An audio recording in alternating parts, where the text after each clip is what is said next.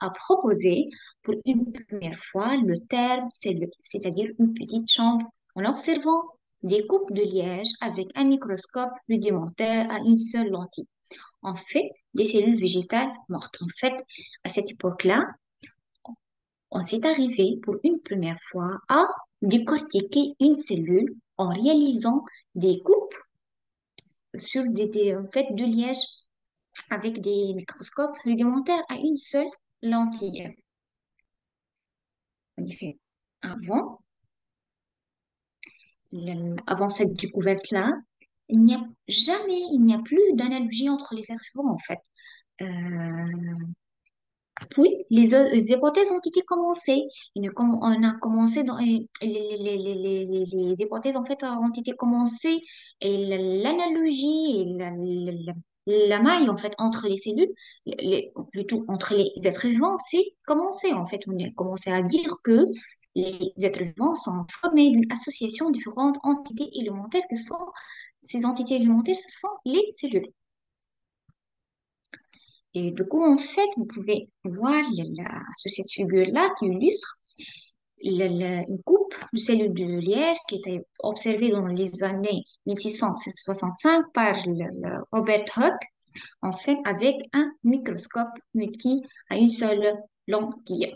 En fait, cette coupe montre bien qu'on a des cellules bien, qui sont clos, séparées par des membranes.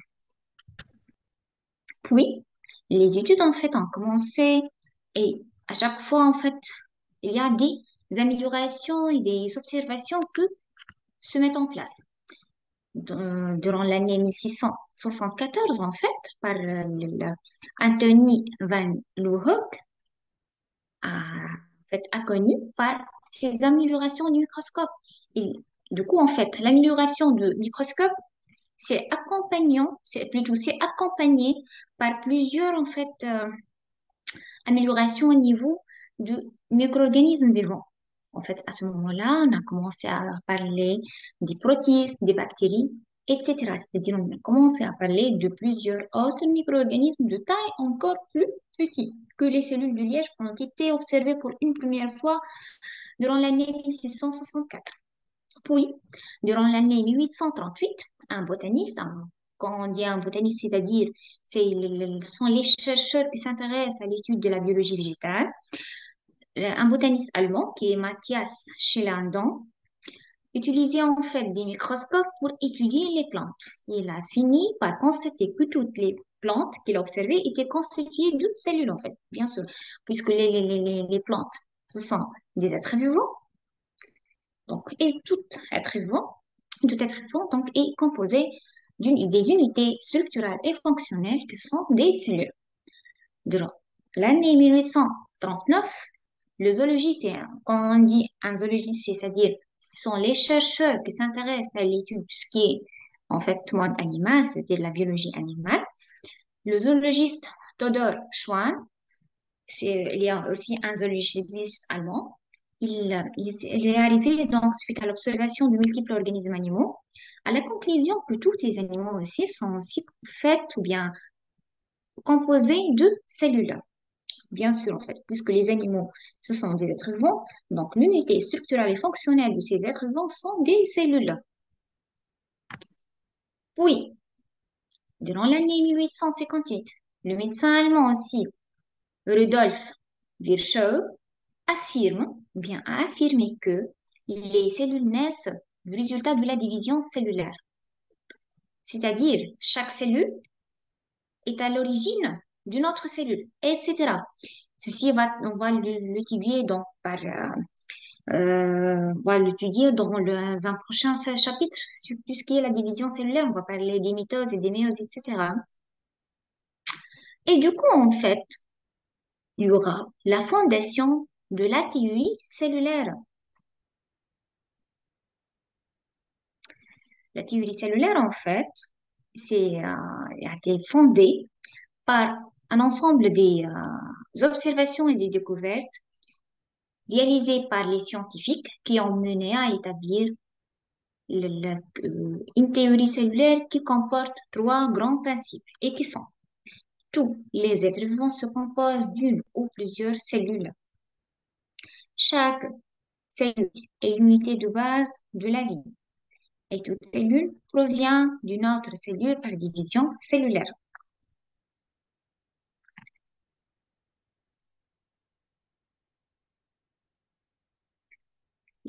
Et en fait, cette théorie-là a été mise en place essentiellement par les deux savants allemands Matthias Schlandin et Theodor Schamann durant les années 1838-1839, suite à plusieurs observations de multiples organismes animaux et végétaux.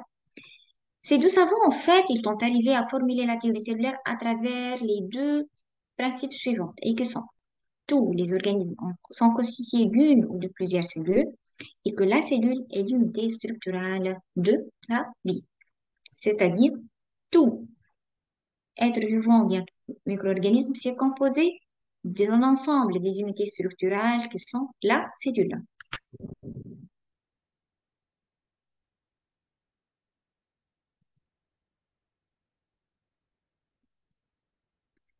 L'histoire, donc, en fait, de la biologie cellulaire s'est continuée.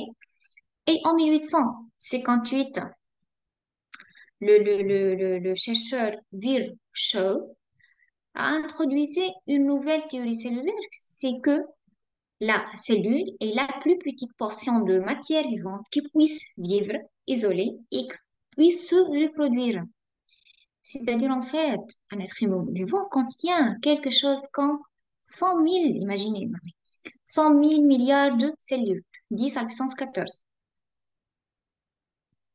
Donc, ainsi, on peut dire quoi donc? Que chacune de ces cellules est un être vivant. Donc, une cellule, elle peut assurer toute seule la reproduction, elle peut assurer en fait toute seule de continuer à être vivre.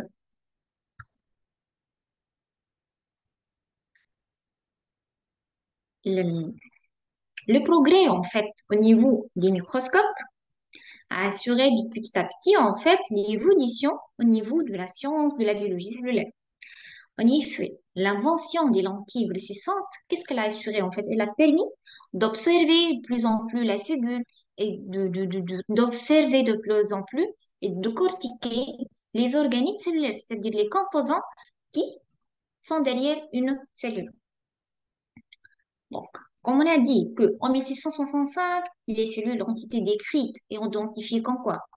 En fait, elles ont été décrites et identifiées pour une première fois par en fait, des cavités auxquelles on a donné des cellules, des petites chambres séparées par des barrières. Puis, avec les lentilles en fait grossissantes, de plus en plus, on a dit en 1770 que les tissus des plantes sont composés de cellules.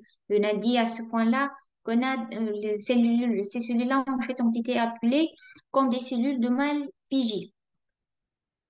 Puis, durant les années 1924, la structure cellulaire de l'être vivant est générale. Durant l'année 1838, on a commencé à parler des organismes cellulaires